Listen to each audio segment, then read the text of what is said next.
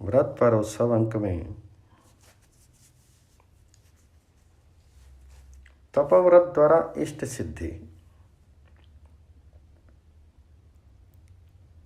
शिवाव्रत, दान व्रत, दयाव्रत, मौन व्रत, क्षमा व्रत, राष्ट्र व्रत, पतिव्रत, एकादशी व्रत, वन यात्रा व्रत आदि विविध आचरणों की व्रत संज्ञा व्यवहार में विस्तृत है।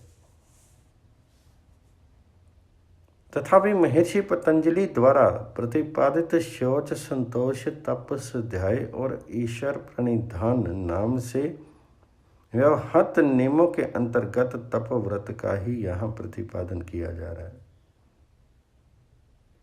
तपव्रत वर्णीय तथा करनीय कर्म तो है ही, व्रत एवं कृत कर्म भी हैं। यज्ञ के देव अग्निदेव, देवताओं के पूज्य पुरोहित तो हैं ही, व्रत के निर्विघ्नता पूर्वक निष्पादन के लिए शक्ति प्रदान करने का सामर्थ्य भी रखते हैं।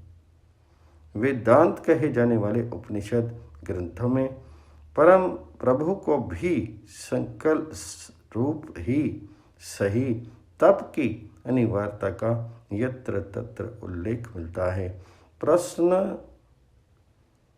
पणिपद का आरंभ ही इस प्रश्न से होता है कि भगवन कुतः वा इमा प्रजा प्रजायन्त इति।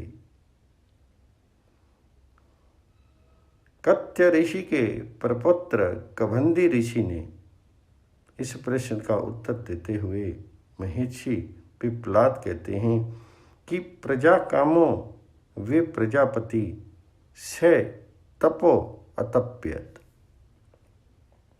अर्थात सृष्टि उत्पन्न करने की कामना से सृष्टि के स्वामी परमात्मा ने संकल्प रूप तप किया, तब सृष्टि उत्पन्न हुई।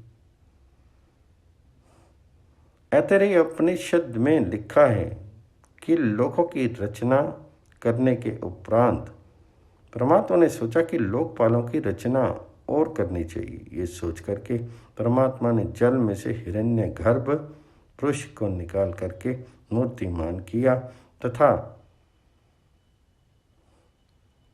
तम्भ्य तपत, अर्थात उसे लक्ष्य बना करके तप किया। तैत्तिरीय उपनिषद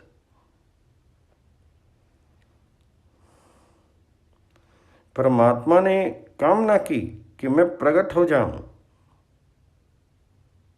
और अनेक नाम रूप धारण करके बहुत बन जाऊं।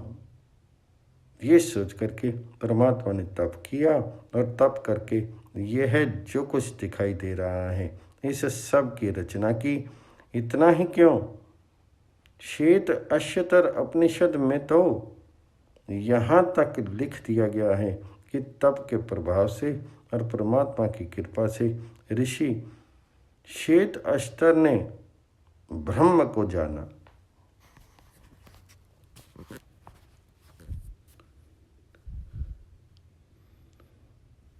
प्रतीत होता है कि प्रभु की कृपा भी तभी प्राप्त होती है जब तप का प्रभाव होता है। श्रीमद् भागवत में तो धर्म के 4 पादों में तप को सर्वोपरि स्थान दिया गया है। तप शौचम दया सत्यम इति पादा कृते कृता।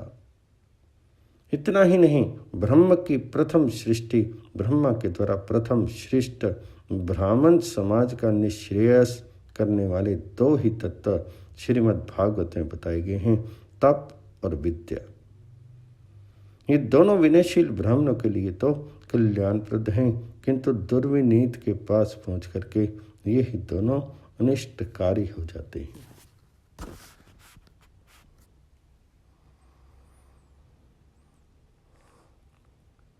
तपोविद्या च विप्राणां निःश्रेयस्करे उभे ते एव दुर्नीतस्य कल्पेते कर्तोन्यथा।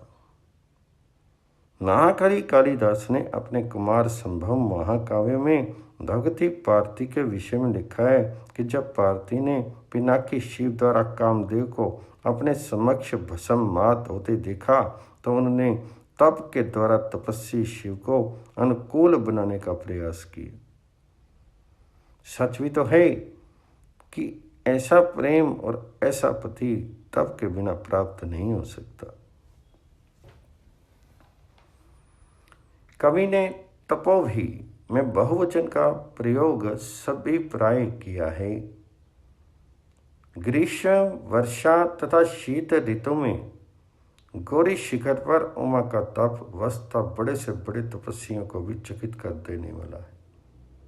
भारती ने ग्रीष्म ऋतु में कठोर तप करते हुए अपने चारों ओर अग्नि प्रज्वलित कर ली।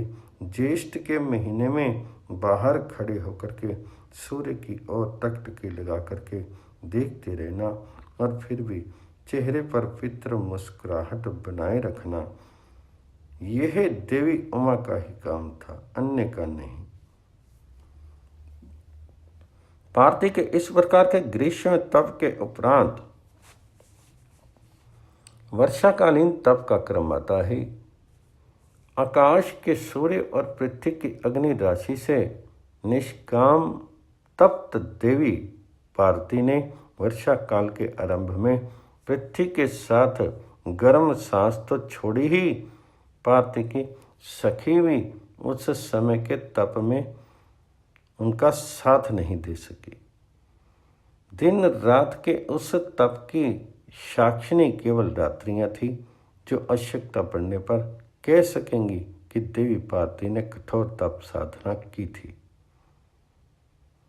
बिना किसी छाया के एक स्थान पर शिला के ऊपर बैठ करके भारती ऐसा तप कर रही है जहाँ झंझावत के साथ मूसलाधार वर्षा हो रही है। बीच बीच में तड़पती हुई बिजली के रूप में आंखें खोल करके रात्रियां ही उनके महातप की गवाही देने को वहां खड़ी हुई थी। वर्षा काल के इस महातप ने शक्ति रूपा भारती को न केवल एकाग्नि बना दिया है, अपितु साधना के निकट भी ला दिया है। शीत ऋतु का भीषण तप देवी भारती के पत्ताकार साहस का प्रत्यक्ष परिचय दे गया है। जाड़े की हेमंत ऋतु, उसमें प्रखर पोष मास की बर्फीली हवा, उसमें भी भीषण रात्रि काल, इतनी विपरीत परिस्थितियों में भी उमा की अविचल लक्ष्य साधना को कोई निष्ठावान रचनाकार ही चित्रित कर सकता है। भारती ने पानी में खड़े रह करके अत्यंत बर्फीली हवाओं वाली पौष मास की रात्रियों को रात्रि में अलग अलग हो जाने वाले चक्रवाक युगल पर सहानुभूति पूर्वक कृपा करते हुए बिताया। इस प्रकार तीनों ऋतुओं की अत्यंत विपरीत परिस्थितियों को सहते हुए भारती का महातप लक्ष्य उन्मुख ही नहीं, लक्ष्य अभिमुख हो गया। भगवान स्वयं ब्रह्मचारी का वेश बना करके गौरी शिखर पर पहुंच गए। अनेक प्रबल तर्कों वितर्कों के अनंतर उमा की महनीय महता सार्थक हुई, यह कहते हुए कि बड़ों की बुराई करने वाला ही नहीं, बुराई सुनने वाला भी दोषी माना जाता है। भारती ने जैसे ही वहां से उठने का प्रयास किया, चंद्रमौली भगवान शंकर कह उठे, हे देवी, आज से मैं तप द्वारा खरीदा गया, तुम्हारा दास बन गया। भगवान का ऐसा कहना था कि भारती का संपूर्ण तपस्या के समय का कष्ट एकदम दूर हो गया। ठीक ही तो है, फल पाने के लिए क्लेश शरीर में नवता का ही संचार करता है, दुर्बलता का नहीं। भगवती भारती के तीनों ऋतुओं के तप ने बहुवचन का रूप धारण करके भगवान चंद्रमौली से भी सम्मुख से यह बचो बहुवचनांत पद ही कहलाया है, एक वचनांत नहीं। कृतस्तपो भी इस प्रकार निर्भांत रूप से कहा जा सकता है कि व्रत शब्द यद्यपि विविध क्षेत्रीय कर्तव्य कर्म का द्योतम करता है, तथापि यह शब्द मूलतः तप की ही ध्वनि संक्रमित करता है। तप भगवान की और उन्मुख होने तथा भगवान से संबंध होने का प्रमुख साधन है। तप के द्वारा इष्ट सिद्धि सुनिश्चित है। व्रत परोत्सव अंक में पातिव्रत्य की महिमा। स्त्री को ना तो कोई यज्ञ करने की आवश्यकता है और ना किसी व्रत उपवास की। पति की सेवा करने से ही वह स्वर्ग में आदृत होती है। नारी के लिए परम धाम पति लोक होता है। कन्या पानी ग्रहण के पश्चात चाहे पति जीवित हो या मृत, उसका अप्रिय कभी नहीं करेगी। मनुस्मृति में इसे ही पातिव्रत्य कहा गया है। पातिव्रत दो शब्दों के योग से बना है, पति और व्रत, अर्थात पति के लिए लिया गया व्रत ही शाब्दिक अर्थ में पातिव्रत्य कहलाता है। ये व्रत विवाह के समय लिया जाता है और नारी को इसे जीवन संकल्प मान करके जीवन पर्यंत इसका निर्वहन करना पड़ता है। मनुस्मृति तथा अन्य शास्त्रों में विवाह को गृहस्थ आश्रम का सर्वश्रेष्ठ संस्कार कहा गया है। विवाह के बिना मानव जीवन अपूर्ण माना जाता है। भगवती श्रुति में कहा गया है, विवाह ही प्रजातंतु है, इसे अच्छिन्न मत करो। विवाह का उद्देश्य स्त्री एवं पुरुष के मधुर पवित्र समन्वय तथा सामंजस्य द्वारा पारिवारिक, सामाजिक और राष्ट्रीय जीवन की सुव्यवस्था एवं सुख, स्वास्थ्य, शांति की रक्षा करता है। विवाह नारी पुरुष के लिए इंद्रियों की तृप्ति और भोग का साधन नहीं है, अपितु ये जीवन संकल्प है, जीवन व्रत है, ये जन्मांतर का संबंध है, दाम्पत्य प्रेम की पवित्रता का द्योतक है। विवाह में नारी का तप में स्वरूप निहित है और उसके पातिव्रत्य की गरिमा प्रतिभाषित है। विवाह के अवसर पर पिता के द्वारा कन्यादान और वर वधू का पानी ग्रहण शास्त्र वर्णित पावन जीवन धर्म है। मनुस्मृति में कन्यादान और पानी ग्रहण का विस्तृत उल्लेख है। शास्त्र में वर्णित है कि सृष्टि संचालन के लिए सृष्टिकर्ता ने स्वयं को दो भागों में अवतरित किया, स्त्री धारा और पुरुष धारा। देवी भागवत में कहा गया है, स्वेच्छा में भगवान स्वेच्छा से दो रूप हो गए, वाम भागांश से स्त्री और दक्षिण भाग के अंश से पुरुष बने। मनुस्मृति में स्त्री और पुरुष की मूल धारा को विवाह बंधन में बांध करके सृष्टि की गतिशीलता का प्रावधान वर्णित है। कहा गया है कि विवाह संस्कार के द्वारा स्त्री और पुरुष अपनी अपनी अनर्गल भोग प्रवृत्तियों को एक दूसरे में केंद्रीभूत एवं नियंत्रित करके आत्म संयम और आत्म त्याग के अभ्यास द्वारा एक दूसरे की आध्यात्मिक उन्नति में सहायक होती हैं। स्त्री के लिए पातिव्रत्य और पुरुष के लिए एक पत्नी व्रत धर्म सनातन संस्कृति का अध्यात्म में आदर्श है।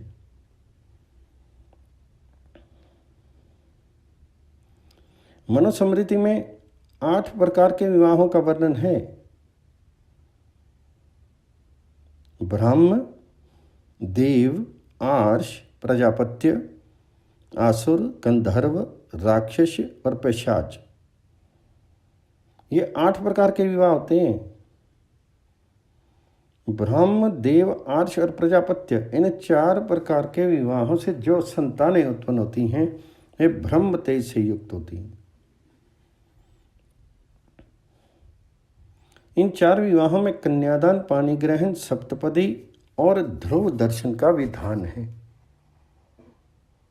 माता पिता यज्ञ मंडप में यज्ञ अग्नि को साक्षी रख करके अपनी कन्या का कर वर के कर में समर्पित करके पानी ग्रहण करवाते हैं।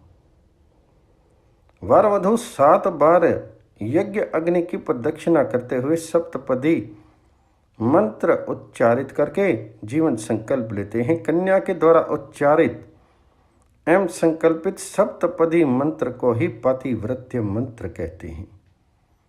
इसके पश्चात कन्या को ध्रुव दर्शन कराया जाता है। कन्या ध्रुव तारे को देख करके कहती है, ध्रुवमसि ध्रुवम त्वाम पश्यामि।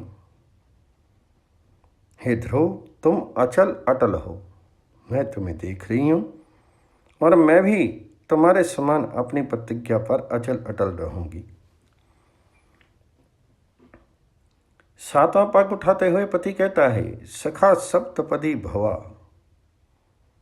हमने 7 पग उठा लिए, अब हम दोनों सखा हैं। वेदों में परमेश्वर को सखा कहा गया है। सखा को मित्र से भी अधिक हित चिंतक माना गया है। इस प्रकार वर का परमेश्वर स्वरूप और वधू का परमेश्वरी स्वरूप एक ही प्राण के 2 स्वरूप हैं। जैसे एक रथ के 2 चक्र और एक ही पक्षी के 2 पंख। जैसे एक रथ 2 रथ चक्रों के बिना नहीं चल सकता, एक चिड़िया 2 पंखों के बिना नहीं उड़ सकती, वैसे ही भार्या से रहित अकेला पुरुष आध्यात्मिक, पारिवारिक, सामाजिक और राष्ट्रीय जीवन की सुव्यवस्था एवं सुख व्यवस्था, शांति की रक्षा नहीं कर सकता। इस पवित्र और मधुर समन्वय के कारण ही पति परमेश्वर है और पत्नी परमेश्वरी। शिव बिना शिवा के प्राणहीन शव है। पातिव्रत्य मंत्र, सप्तपदी मंत्र, जिसका भाव है, वधू संकल्प लेती है, धन धान्य मिष्टान आदि जो कुछ घर में है सब मेरे अधीन रहेगा। मैं सदा मधुर भाषिणी, कुटुंब की रक्षा करने वाली, दुख में धीर और सुख में प्रसन्न रहूंगी। पति परायणा होकर तुम्हारे ही साथ विहार करूंगी। तुम्हारे सिवा किसी अन्य पुरुष को पुरुष ही नहीं समझूंगी। गंध, माला, लेपन, भूषण आदि से तुम्हें सदा प्रसन्न करूंगी। मैं सदा तुम्हारे दुख में दुखनी, सुख में सुखनी होके तुम्हारी आज्ञा का पालन करूंगी। यज्ञ, होम, दान तथा सभी धर्म, अर्थ, काम के साधक कार्यों में सदा तुम्हारे साथ रहूंगी। मेरी इन प्रतिज्ञाओं में अंतर्यामी देवतागण साक्षी रहें, मैं कभी तुम्हारी वंचना नहीं करूंगी। तदंतर वर वधू की इन प्रतिज्ञाओं को इन शब्दों में स्वीकार करता है। अपना हृदय मेरे काम में लगाओ, अपना चित्त मेरे चित्त के अनुरूप करो। तुम मेरे मन में अपना मन मिला करके मेरे वचन का पालन करो। प्रजापति तुम्हें मुझे प्रसन्न करने में प्रवृत्त करें। तुम पतिव्रता, धर्मपरायणा, सदा मदगच्चिता, मेरी आज्ञाकारिणी और अपनी प्रतिज्ञा के अनुसार कार्य करने में तत्पर रहो। विवाह के समय वर वधू द्वारा लिया गया एक पत्नी व्रत और पातिव्रत संकल्प भी सनातन संस्कृति का उच्चतम वैवाहिक आदर्श है। इन संकल्पों को नित्य दैनिक चरित्र के द्वारा चरितार्थ करने वाले स्त्री पुरुष शिव पार्वती, सीताराम, सावित्री, सत्यवान, अत्रि, अनसुईया आदि के समान प्रातः स्मरणीय हैं। सृष्टि का आदि महाकाव्य वाल्मीकि रामायण सनातन संस्कृति के घर घर में पूजित है। राम कथा जन जन में वंदित है। श्री राम और श्री सीता जी का चरित्र भारतीय समाज का महान आदर्श है। सती शिरोमणि जगत जननी श्री सीता जी का पातिव्रत्य सनातन संस्कृति के नारी समाज का आदर्श है। श्री सीता जी की पातिव्रत्य महिमा भूसुता जनक नंदिनी का आविर्भाव तप में है। वे भक्तिमयी, शक्तिमयी तथा प्रेममयी जगदम्बिका है।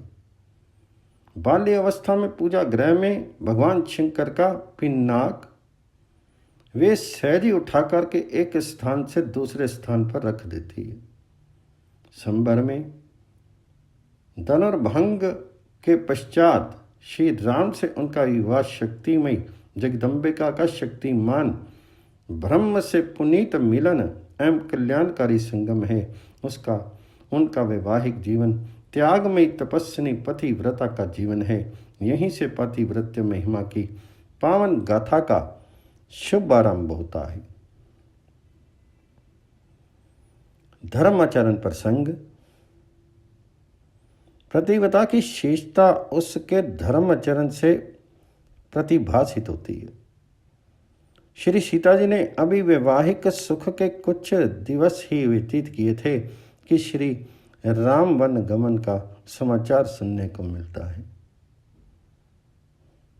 समाचार ते ही समय सुनी, सिय उठी अकुलाई, जाई सासु पद कमल जुग, बंदी बैठी सिरु नाई।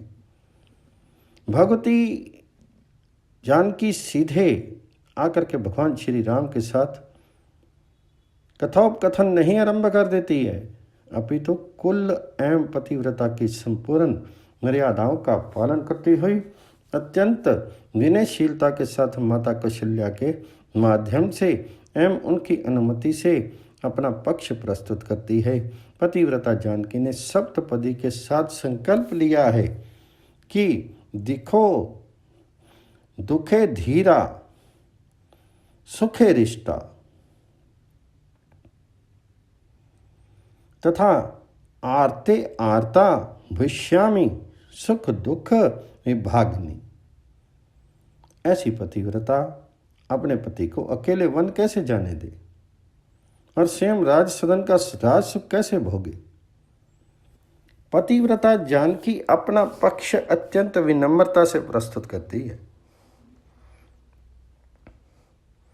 बन दुख नाथ कहे बहु तेरे, भय विषाद परिताप घनेरे। किंतु प्रभु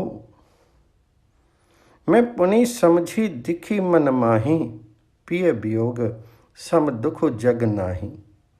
क्योंकि मातु पिता भगनी प्रिय भाई, प्रिय परिवारो सहत समुदायी, सासु ससुर गुर सजन सहाई, सुत सुंदर सुशील सुखदाई। जा लगी नाथ नेह अरु नाते, पिय बिनु ते ही तरनी हूँ ते ताते। और प्रभु आप ही सोच करके देखिए, नेस कुमारी नाथ बन जोगु, तुम ही उचित तप मो कहूँ भोगु। पतिव्रता के धर्माचरण का ये उच्चतम आदर्श है। पतिव्रता जानकी वनवासी श्री राम के साथ तपस्विनी बन जाती हैं। पतिव्रता नारी को पुरुष मनोविज्ञान का गहनतम ज्ञान होता है। वह बिना कहे ही पति के मन की बात जान लेती है। केवट अपनी नाव से श्री राम, श्री सीता और श्री लक्ष्मण को गंगा पार कराता है। उत्तरी ठाड भय सुरसरी रेता, सिय रामो गोह लखन समेता। केवट उतरी दंडवत कीना, प्रभु सकुच एहि नहीं कछु दीना। पिय हिय की सिय जान निहारी, मणि मुद्री मन मुदित उतारी। पतिव्रता जानकी बिना बताए श्री राम के हृदय की बात जान करके प्रसन्न मन से मणि जड़ित अंगूठी उतार करके दे देती है। जो पति प्रेम के आभूषणों से आभूषित है, उन्हें अन्य आभूषणों की क्या आवश्यकता। वे तो सधर्मनी हैं और अर्धांगिनी हैं। अधम भार्या मनुष्यस्य। साथ ही सप्तपदी का संकल्प है, यज्ञे होमे च दानो दो, भविष्यामि त्वया सहा। पातिव्रत्य महिमा सत्संग। पातिव्रत्य महिमा का गुणगान ही पतिव्रताओं के मध्य सत्संग का मुख्य विषय हुआ करता है। वनवास की अवधि में श्री राम चित्रकूट में महर्षि अत्रि के आश्रम पर पधारते हैं। औपचारिकता के बाद महर्षि अत्रि कहते हैं, मेरी सहधर्मिणी अनसुईया तुम दोनों के लिए माता के समान पूजनीय है। जनक नंदिनी इनके पास जाएं, सत्संग करें। पतिव्रता जानकी प्रणाम निवेदित करके वन आगमन का कारण बताती हैं। सुन करके प्रातः समरणीय पतिव्रता अनसुईया प्रमुदित भाव से कहती हैं,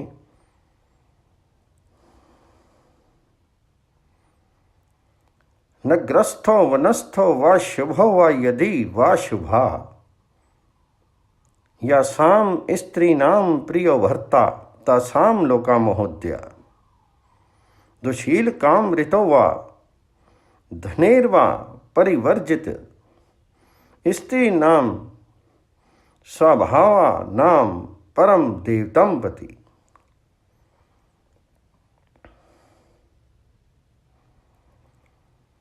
स्वामी नगर में रहें या वन में, भले हों या बुरे, जिन स्त्रियों के वे प्रिय होते हैं उन्हें महान अभ्युदयशाली लोगों की प्राप्ति होती। पति बुरे स्वभाव का मनमाना बर्ताव करने वाला अथवा धनहीन ही क्यों ना हो, वह उत्तम स्वभाव वाली नारियों के लिए श्रेष्ठ देवता के समान होता है। भक्त प्रवर संत तुलसीदास जी ने पातिव्रत्य महिमा प्रसंग और सीता अनसुईया प्रसंग को अत्यंत हृदयग्राही एवं मरम स्पर्शी बना दिया है। जग पतिव्रता चारी विधि अहि, वेद पुराण संत सब कहीं, उत्तम के अस बस मन माही, सपने हूँ आन पुरुष जग नाही। मध्यम परपति देखी कैसे, भ्राता पिता पुत्र निज जैसे, धर्म विचारी समझी कुल रही, सो निष्किष्ट त्रिय श्रुति अस कही। बिनु अवसर भय ते रह जोही, जाने हूँ अधम नारी जग सोई। पति वंचक पर पति रति करी, रो रव नरक कल्प सत परी। क्षण सुख लागी जन्म सत कोटि, दुख न समझूं तेहि सम को खोटी। बिनु श्रम नारी परम गति लही, पतिव्रत धर्म छाड़ी छल गही। पति प्रतिकूल जन्म जह जाई, विधवा हुई पाई तरुणाई। सहज अपावनी नारी पति, सेवत शुभ गति लही। जसु गावत श्रुति चारी अजहु, तुलसी का हर ही प्रिय। ऋषि पत्नी के सत्संग में जनक नंदिनी को मात्र सीख और मात्र सुख का सुलाभ मिला। सत्संग पाकर के दोनों पतिव्रताओं का मुखमंडल सूर्य चंद्र प्रभा के समान विभासित हो उठा। पातिव्रत्य की अग्नि परीक्षा। पातिव्रत्य की अग्नि परीक्षा की घड़ी तब आती है जब पत्नी अपने पति की आज्ञा से जगत कल्याण के लिए अपने प्राण तक निछावर कर देती है। जनक नंदिनी के जीवन में भी एक दो घड़ी आती हैं। लंका विजय के पश्चात श्री राम सेवक हनुमान अशोक वाटिका से माता जानकी को लेकर आते हैं। श्री राम वानर भालुओं लक्ष्मण सुग्रीव विभीषण आदि की उपस्थिति में अपनी पत्नी जानकी से सतीत्व प्रमाणित करने हेतु अग्नि परीक्षा देने का आदेश देते हैं।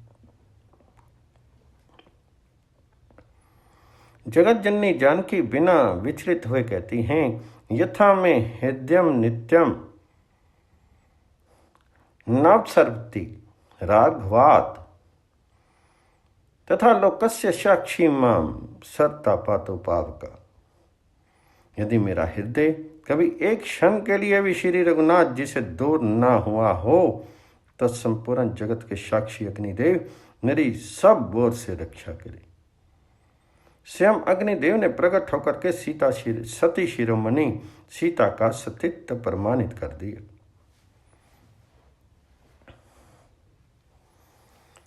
तपस्विनी जानकी का आविर्भाव ही पतिव्रत की श्रेष्ठता एवं पवित्रता प्रतिभाषित करने के लिए हुआ था। जनक नंदिनी को राज सदन का सुख मात्र कुछ समय के लिए ही प्राप्त हुआ।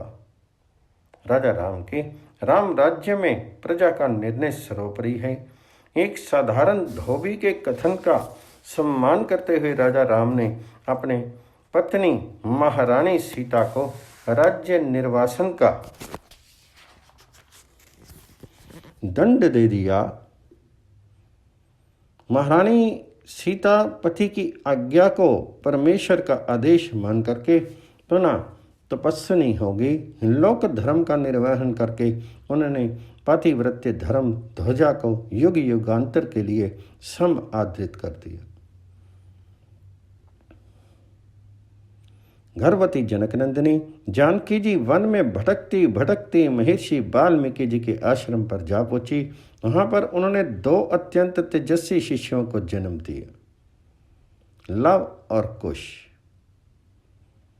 महर्षि वाल्मीकि के दिशा निर्देश में शस्त्र और शास्त्र में पारंगत उन बालकों ने अयोध्या के जनमानस का मन मोह लिया। प्रजा परिषद ने महारानी सीता को आमंत्रित करने का निश्चय किया। महर्षि वाल्मीकि के साथ महारानी सीता का आगमन हुआ। राजा राम ने पुनः अपनी पत्नी से शुद्धता प्रमाणित करने को कहा। महर्षि वाल्मीकि ने भरी राज्य सभा में घोषणा की, मैंने सहस्त्रों वर्षों तक तपस्या की है। यदि सीता अपवित्र आचरण वाली हो तो मुझे उस तपस्या का फल नहीं मिले। महारानी सीता ने अपनी भूमाता से प्रार्थना की, यदि मैंने मन वचन और क्रिया द्वारा कभी स्वप्न में भी राघव के सिवा और किसी का चिंतन न किया हो तो पृथ्वी माता मुझे अपने अंक में स्थान दी। और अंत में पृथ्वी फट गई। दिव्य सिंहासन के साथ पृथ्वी माता प्रकट हुई। भूसुता भूमिगत हो गई। देवों ने पुष्प वर्षण किए। अयोध्या की प्रजा अवसन्न रह गई। भगवती सीता ने पतिव्रत्य का जो आदर्श रखा वह आज तक अनुसरणीय है। वही आज भी सनातन संस्कृति के नारी समाज का मार्गदर्शक चरित्र है। यही व्यास वचन है, यही शास्त्र वचन है। सा भार्या या ग्रहे दक्षा, सा भार्या या प्रजावती, सा भार्या या प्रतिप्राणा, सा भार्या या पतिव्रता।